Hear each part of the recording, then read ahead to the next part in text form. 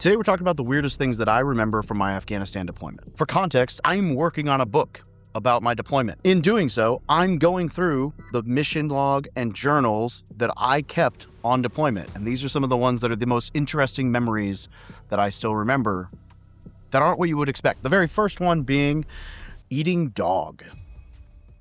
We had to stop in Thailand on our way to Afghanistan.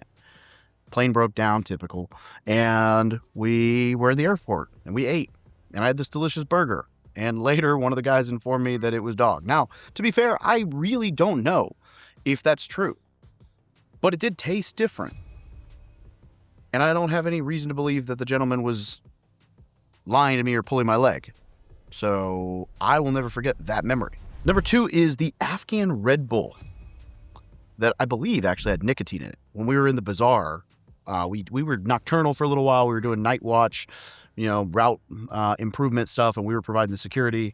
And before the bazaar shut down, we would every now and then we'd go pop our head into the bazaar, get some naan bread or whatever. And I have this picture of me with this like yellow can of Red Bull, and from what I could remember, it had nicotine in it, and it was delicious. Number 3 was the kids stealing everything. The kids, if you were ever in Afghanistan, and I'm sure it was the same in Iraq, the kids were just menaces. They could climb up on your truck and undo chain binders, so you'd have to stop in the middle of the desert because your load would shift. You wouldn't have even noticed it happened. They'd slingshot you. They'd shoot rocks at the truck. Sometimes they'd hit the window hard enough you thought you were getting small arms fire, SAF, like you thought you were getting shot at. They'd go for the gunner. Every now and then the gunner would get clipped in the freaking Kevlar or whatever with a slingshot, and it's like you can't really do anything back. You're not going to shoot a kid for a slingshot, launching rocks at you. But you are going to be pissed, maybe you throw the rock back, but what are you really going to do? You're going to pick on a 6-year-old? But these kids were absolute menaces in the desert. And I think they just knew that we couldn't do anything about it or mess with them. And so they would just pester us and annoy us. And sometimes they were great. Sometimes they were loving, and sometimes they wanted to, hang out. But by and large, these kids climbing up on trucks, undoing chain binders would cause the whole convoy to halt. We had to fix all this stuff. And they were just a nuisance to deal with. The 4th thing is getting excited about naan bread. I mentioned it earlier, but getting naan bread out at the bazaar was great. I have a memory of the ANA, the Afghan National Army, on this little fob I was on in Marja, in Fob Hansen. And they made us this big metal bowl of basically chicken and rice that we ate with our hands. The interpreter brought us over and we had a meal with them. We ate with our hands.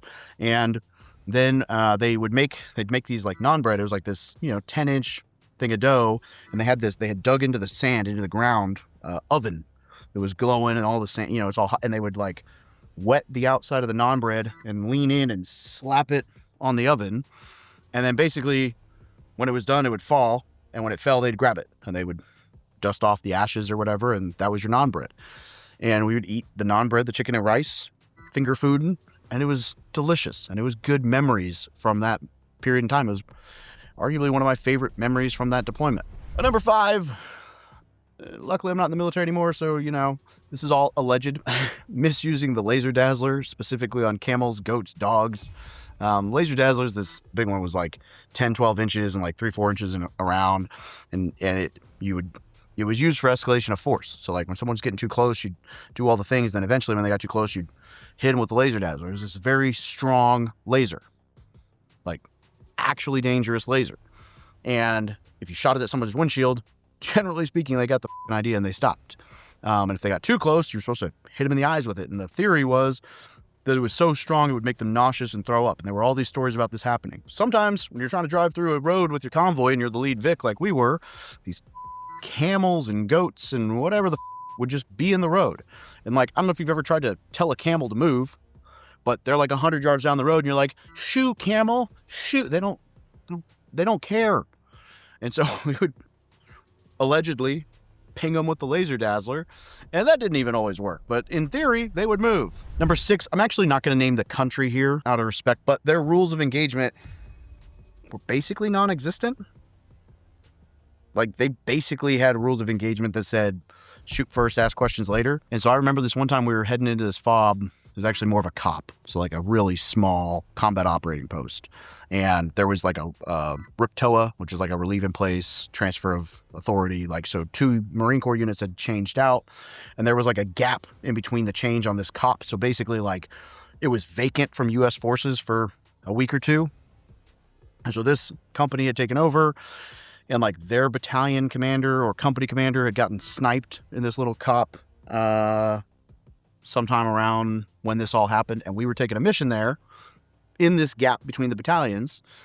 Basically, we pull into the base, which is like, you know, the safe area, because there's a berm and there's security, and like, we don't even get out of our trucks, and there's just talking guns. They're just ripping. If you don't know what talking guns is, it's, you know, a 240 Bravo and a 50 cal, just whatever, right? It's fire, fire, fire, fire, and they go nuts. And so, you know, we pile out of our trucks. We hit the berm. We're like, what's going on? We're going to get some. And we can't, like, see anything. We don't really know what's going on. So what we come to find out, once their battalion commander or company commander, whatever it was, got sniped, they basically put out a bulletin to everyone and said, if you come within a click of us, we're going to kill you. We're not asking any questions. We don't care. Stay the away from us. We're on edge. And so come to find out that there was just a herd of goats that had gotten too close, and this country was just like laid waste. I don't believe there was a shepherd or anything in the mix, but they just obliterated. Basically, they weren't kidding when they said anything that moves. And their country, their rules of engagement were basically nothing. I remember being a young Marine and being like, damn, we have all kinds of rules. It'd be kind of nice to be, like, I don't necessarily care to mow down goats, but like, when I got blown up in Afghanistan and you could see someone in the distance that you could reasonably assume was the reason, sure wish we could have engaged that person. But we had all these rules. They did not. Number 7, I don't think I'll ever forget seeing a TCN, a third country national. This was, I believe, a dump truck driver. We were escorting dump trucks up and down this main route in Marja, Route Elephant. And in one instance, a driver got schwacked, and because their trucks aren't armored.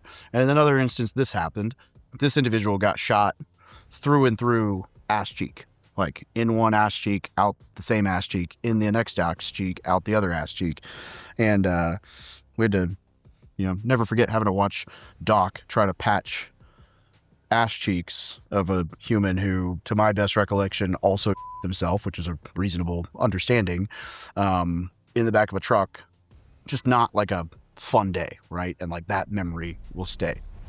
Number 8, my adult magazine decor in my truck. There's a photo of me where I have a couple of Playboy photos behind me on the wall of a truck that resulted in arguably one of the better ass chewings I ever got, because we had a female lieutenant that was one of the convoy commanders, and she climbed in my truck at one point into the passenger seat on a mission, like on a long, like, security, like a 4-day, like 100+ hour, like, bridge security mission. And she like climbed in to use my Blue Force tractor, my BFT, which is like the navigation system and communication system of the passenger side. And I was just kind of like, oh, I sure hope she doesn't see all this. And then she made a comment about it on her way out of the truck. And I actually thought she was cool about it, because, like, she didn't really give me any, she didn't tell me to take him down, like, whatever. And then sometime over the next couple of days, I got, we'll just say, I was informed in a less than polite manner from a very large first sergeant to remove the decorations from my vehicles. And actually, the rule got passed down, even if it was a clothed picture of a lady, like your wife, no photos in anybody's truck ever. Out. Nope, not a thing. And so, because of our truck having posted motivational, inspirational, all over the place in our truck, you know, perfectly appropriate photos of lovers and you know, whatever had to be removed from trucks. So everybody loved us for that. Most military finance books are trash. The one I wrote actually helps service members and vets. So scan the QR code, click the link down below in the description, and grab your free PDF before you waste another paycheck. The 9th story, boredom. Constant boredom. Hurry up and wait game does not end when you go to combat. And there were missions where we would just and hate our life. Like, we were nocturnal posting security, and it's like, it's 3 a.m, the whole world's asleep, and I'm up here on my own, kind of just hoping something will happen, and it never does. Just boredom. Just waiting. I think, to sum it all up, the weirdest part about deployments isn't, like, it's not really the war. It's how normal all the weird crap becomes. Like, we saw some wild stuff on deployment. I have NVG video of a local having premarital interactions with a donkey. The gunner took that video. That really happened. There's just weird stuff that happens on deployment. Some of it is crazy, like IEDs and firefights and, HIMARS ripping through the air and blowing stuff up and all kinds of, like, cool experiences. And some of it is just WTF. And you get so accustomed to that, like, heightened sensitivity to everything and, like, everything being on edge and all the stuff going on. It's just odd how normal the odd becomes, if that makes sense. And that's part of, I think, what leads to the PTSD is, like, coming back and having to reset that baseline of, like, oh, everything's normal.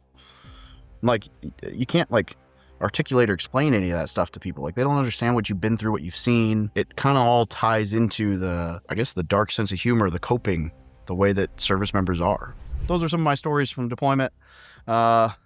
As a shameless plug, at some point over the next 6 months to a year, I will be launching a book. It is tentatively going to be named either 2 miles an hour or Hurry Up and Wait, with a subtitle.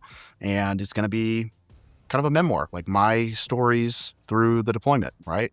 And I figure there's all these guys who wrote books as, Navy SEALs and killed Osama bin Laden and Special Forces raids and Lone Survivor. And then there's all these other guys who wrote books that are like 4-star generals.